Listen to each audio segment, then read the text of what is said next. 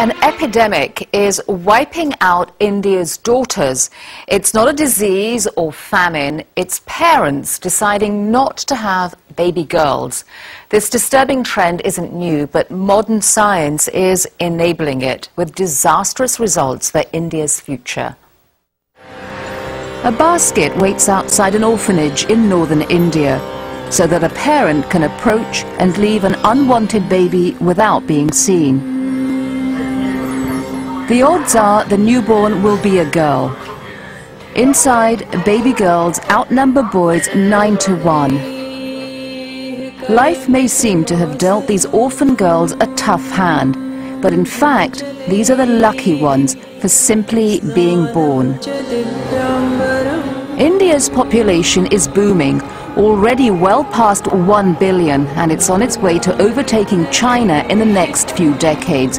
But a gross imbalance is developing between the number of boys and girls. Everyone says they want a son.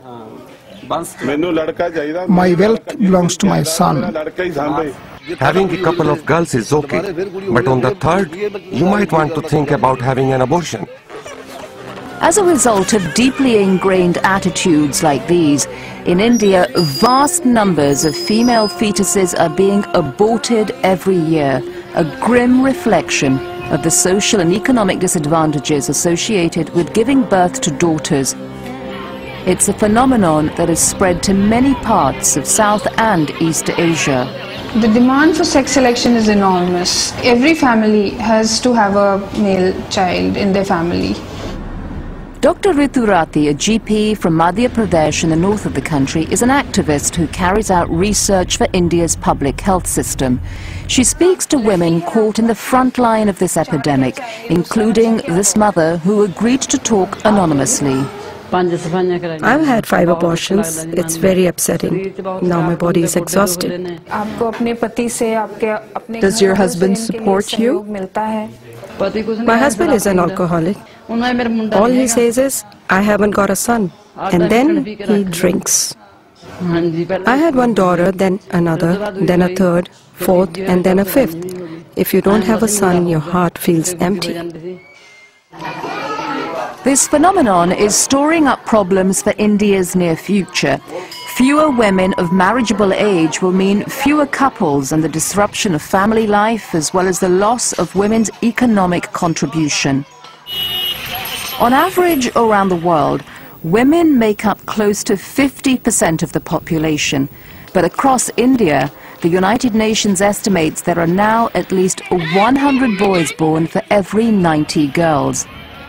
And Dr. Rathi has discovered that in some towns in her region, the figure can be 100 boys to as few as 40 girls.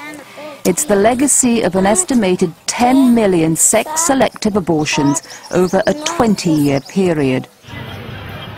One of the forces driving this phenomenon is India's dowry system, which is still rampant despite being made illegal over 40 years ago.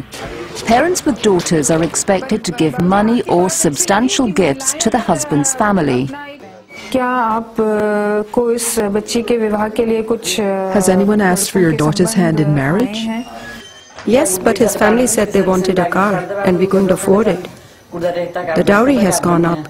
This is why poor people kill their daughters, because of the dowry. Another critical factor behind the rise in sex-selective abortions is the availability of ultrasound. Dr. Rathi says that she frequently has to fend off pressure from parents to tell them if they're expecting a girl or a boy. In my outpatient department, I get about 1 or 2 requests per day. They say that they have already maybe 1 girl child or 2 girl child. India's government has made it illegal for doctors to identify the sex of babies in the womb. But there have been very few prosecutions, and many doctors succumb to pressure or bribery from parents. Dr. Rathi spoke with Dr. Sindhu, who monitors clinics in his district in northern India, to see if they are complying with the law. The police can be very bureaucratic. They rarely press charges against doctors, saying there is a lack of evidence. This causes us many problems. We need police verification in order to bring charges, but when we show them the evidence, they say there is not enough. Dr. Rati believes that changes in the law can only go so far. I try to be a role model to my patients. I try to make them understand in whatever short time I have with them.